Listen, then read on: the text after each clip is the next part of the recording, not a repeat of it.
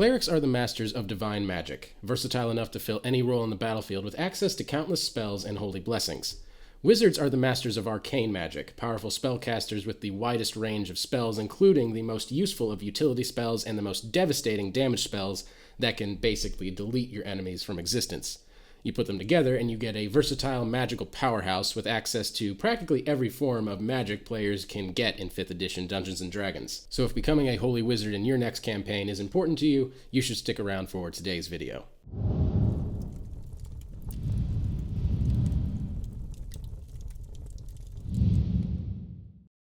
So why would anyone want to play this multi-class? Well, with full access to both class spell lists and divine spells and arcane spells, these mages essentially have about 90% of the game's spells at their fingertips. No other dual class character gets you as much access to additional spellcasting options. Clerics also sneakily gain quite a bit of resilience that the wizard typically lacks, and the wizard class gains the powerful mid-level damage spells that usually leave the cleric, let's say, lacking in raw spell DPS. Wizards are often stuck in either just their robes or light armor, while cleric levels give us medium armor or even heavy armor. And even just as a level dip, giving a wizard access to cure wounds and heavy or medium armor is worth considering. Beyond that, both classes are considered full casters for the purposes of our multi-class character.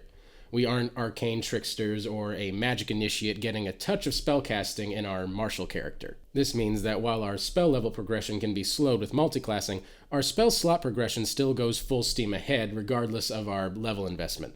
So while we still dip on reaching higher level spells, those higher slots will mean we can still be casting full value fireballs with the absolute best of them. The main downside here is that our multiclass wizard needs both wisdom and intelligence. To make this build work, we're going to have to maximize the 2 mental ability scores, which means we're going to be pretty darn wimpy on the physical scores. We also get tripped up when it comes to holy symbols versus arcane focus. The rulings get pretty complicated, but unless we take the warcaster feat, we're essentially stuck using an arcane focus in one hand while keeping the other hand empty for somatic components. A single class character will usually have stronger abilities but fewer options than a dual classed character. And as with every other multi-class character, you give up on late-game class features like their 20th level capstones and 9th level spells by multi-classing, and you reach the mid-tier features far later. But when does a cleric wizard actually start to kick in? There aren't any specific features we're looking to synergize except for a couple of the weird builds, but you'll feel the difference as early as 2nd level with only a single level in each class. However, we get our wizard archetype with 2 levels, so we'll feel most of the way kicked in at 3rd level with 1 level in cleric and 2 levels in wizard. We've got a few key features every build is going to care about, and then a few that only the wackier builds are going to want, but everything here is something you should at least pay attention to. Starting with the significant cleric features, we have armor proficiencies. Base cleric gets medium armor proficiency as part of their core proficiencies, but we can also get heavy armor depending on the divine domain that we select. And depending on the domain, we can also pick up some additional proficiencies like tools. And extra proficiencies are always nice to have. And then we have spellcasting. Clerics are a full prepared spellcasting class. This means you have access to the full cleric spell list. You just have to pick which spells you prepare each day. Clerics have a couple of really good damage spells, but you'll likely get the most value out of your utility, buffing, and healing spells such as Cure Wounds and Healing Wounds. And then with Channel Divinity, clerics get a special divine resource in their uses of Channel Divinity. You first gain this feature with your 2nd cleric level, and you get one of these uses of Channel Divinity every short or long rest, and more uses at your 6th cleric level. The base use of your Channel Divinity is Turn Undead, which is unsurprisingly only useful if you're running into undead monsters. All the cleric archetypes, however, provide us with much more interesting uses of our Channel Divinity power that can potentially give us extra damage output.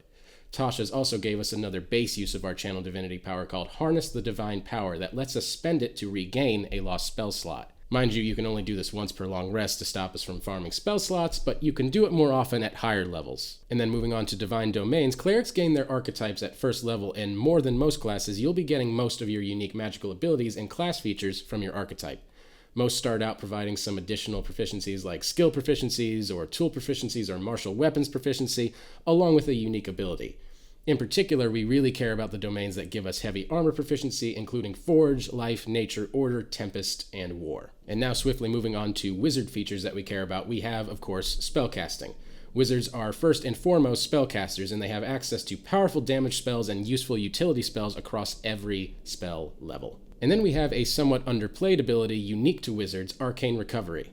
Once per short rest, you can regain some expended spell slots. Sadly, this is based on your wizard levels, so as a multiclass we won't regain nearly as many, but it is still nice to have for some emergency utility or extra damage output. And then with arcane traditions, wizards pick up their archetype at 2nd level, with most options providing a unique ability alongside a specialization in a specific spell school. There are a lot of offensive options, tactical options, and utility options to go around here, but just know for now that your arcane tradition matters for the build. Moving on to ability scores, every multi-class character has to deal with a bit more than a single class character when it comes to ability score increases. We've got 2 mental scores to worry about, wisdom and intelligence, that should get most of our ability score increases, with wisdom powering our cleric features and intelligence powering our wizard features. For some of our builds, we're going with essentially an even split, and we'll want to use our ability score increases to maximize both scores.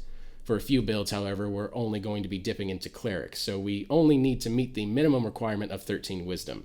Beyond that, we want our tertiary score to be Constitution to help offset our otherwise flimsy hit points.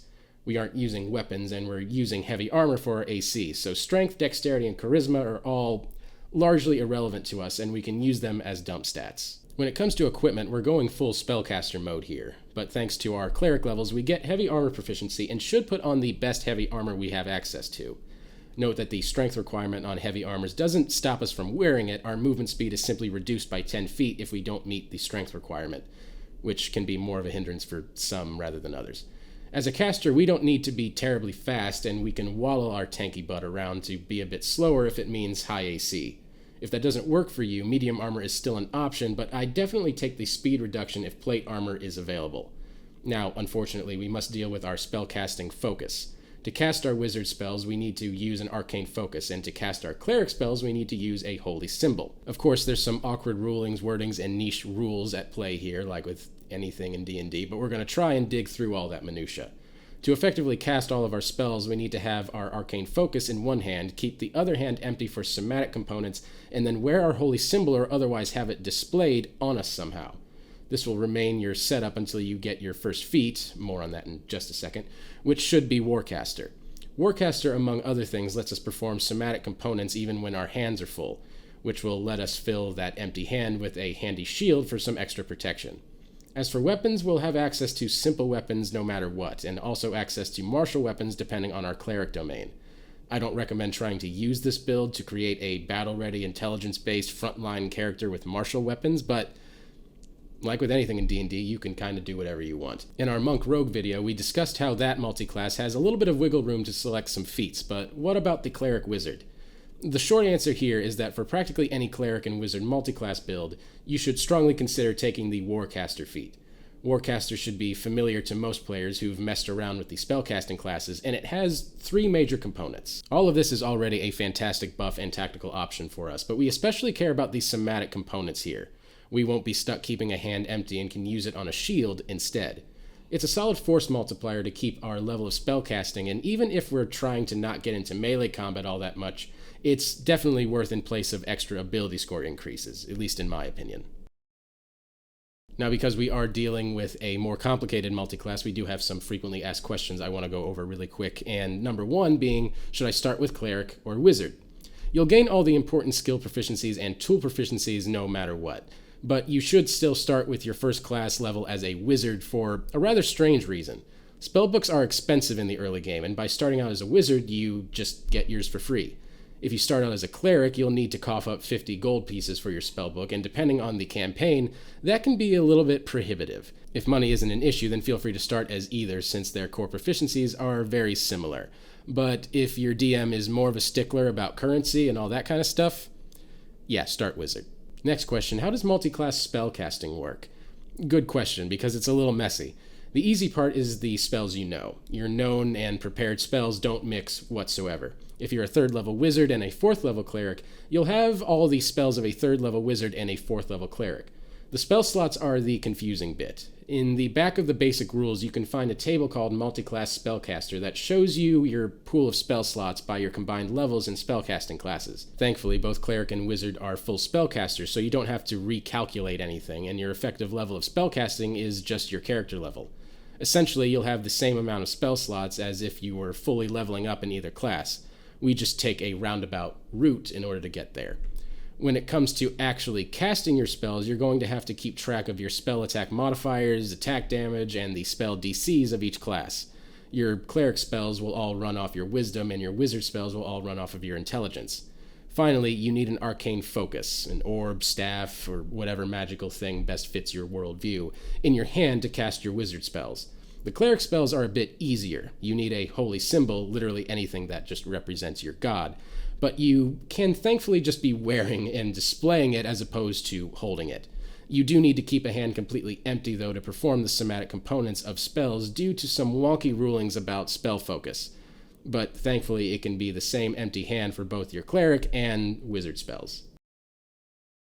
Now let's get into some multi-class builds here. Any build of this multi-class has access to a whole host of magical options, but there are a few fun synergies we are trying to strive for here. But first, I want to quickly go over some honorable mentions. I couldn't find any specific synergies with the following archetypes, but there are a few you should keep your eye on for value or extra skill proficiency alone. First, we have Chronergy Magic. The second level Chronal Shift from the Chronergy Magic Wizard allows you to force a reroll for any attack roll, ability check, or saving throw twice per long rest. Chronergy Wizard is a powerful anti-crit tech that can justify the level dip all on its own as a tactical option. And as a nice little perk, a Chronergy Wizard gets to add their intelligence modifier to initiative rolls. With the Arcana domain, this gets a full extra skill proficiency and 2 bonus wizard cantrips instead of heavy armor proficiency. The extra non-combat options, and particularly the cantrip, make this a tempting option over wizard as a single class. Being stuck with medium armor ensured this was stuck as only an honorable mention, but with having extra proficiencies, bonus cantrips, and some of the better utility options always prepared as your cleric spells, this can be potentially worth the single level dip. And then we have the War Domain, the go-to cleric offensive option, but only really useful for this build if you want to stretch it into martial options. You get to add your intelligence to initiative rolls and essentially get a free shield as a reaction, which is a great defensive buff and a tempting option. We're both an intelligence-based character and a wisdom-based character, so it's rough to try and roll up with martial weapons, but if you're shooting for intelligence-based frontline characters, this domain is a good place to start. But that's a tangled mess of other class levels, like a barbarian class level for rage, 5 levels of fighter gets a fighting style with an extra attack, a level of rogue gets sneak attack, a level of paladin for divine smite, a level of armorer, artificer gets you battlesmith. Unless you're interested in a monstrous multi-class character with 5 classes by 10th level, I recommend leaving War Domain behind, even if it seems like a tempting option. And now on to the full multi-class build, starting with the Armored Wizard. Starting with a simple defensive option here, we're just taking a single class level as a cleric and selecting the Forge domain, alongside with the rest of our levels as an Abjuration Wizard as our primary class. Our goal here is to essentially just to play a normal intelligence-based character wizard, but also to make them as survivable and tanky as possible. Whenever an Abjuration Wizard casts an Abjuration spell, they also get to generate an arcane ward around themselves that can soak up an amount of damage equal to twice your wizard level plus your intelligence modifier. The arcane ward's functions are almost identical to temporary hit points, but aren't actually temporary hit points, so we can stack them using spells like False Life. False Life only uses first level slots, and together each defensive buff is a bit weenie, but together you can actually take a few hits as a wizard. If you want to go a bit further into cleric levels, I recommend also going for the second level spell, Aid. Aid also provides hit points that aren't technically temporary hit points, so they can all stack up as well. What we get for our single cleric level dip is access to heavy armor and shield proficiency, as well as healing spells and a magical +1 bonus to our armor for good measure. Plate armor, a shield, and that +1 magical bonus means we can easily strut around with 21 AC, and 2 layers of temporary hit points, healing spells, and full access to the wizard's deadly spell arsenal. And then we have Domination Theurge. Our goal here is to firmly and confidently tell our enemies what to do and have them listen. To accomplish this, we want to start with 1 level of Wizard, followed by 2 levels of Order Domain Cleric. Going back for 5 more levels of Wizard, selecting the School of Enchantment, and then 4 more levels of Cleric. We should have 6 levels in each class, after which we want to push our wizard levels up to 10 in order to pick up the split enchantment. From our 6 levels of enchantment wizard, we get the feature Hypnotic Gaze, which we can use to charm a creature indefinitely so long as we don't damage them and maintain eye contact. We also get Instinctive Charm, which lets us divert 1 attack from every enemy every day to another nearby target if they fail a wisdom save. From our 6 levels of Order domain, we get the Voice of Authority, which lets our allies make an attack as a reaction when we buff them with our spells. We also get the Channel Divinity feature Order's Demand that can charm a creature indefinitely until they take damage. Lastly, we get the Embodiment of Law feature that lets us cast spells from the Compulsion School using a bonus action instead of an action. So, what have we accomplished here? Essentially, a fantastic buff-debuff monster with multiple scores of creature control at any given time. Anything that gets even close to your face is one failed save away from being your puppet, and worst case, you can likely divert their attacks away from you using Instinctive Charm. Your buff spells are also giving your allies extra attacks due to Voice of Authority, and you can rely on them to actually finish off the targets you don't charm or hold into submission. And then we have Storm God. Our goal with this build is to cast the most devastating lightning bolts known to man by focusing on the lightning damage type and dealing automatic damage. To become the biggest weapon of all, we want to start with a level 1 of Wizard, followed by 2 levels of Tempest Domain Cleric, going back for 5 more levels of Wizard, selecting the Graviturgy Wizard to get up to 3rd levels in terms of our spells, and then 4 more levels of Tempest Cleric. We should have 6 levels in each class, after which we can evenly level up either class. At 5th level Wizard, we can get access to the classic Wizard spell Lightning Bolt, along with some of our other powerful early lightning spells like Shocking Grasp for our cantrips, Witch Bolt for our 1st level spell slot, and Dragon's Breath for our 2nd level spell slot. Our 6th Graviturgy level also gets us the feature Gravity Well.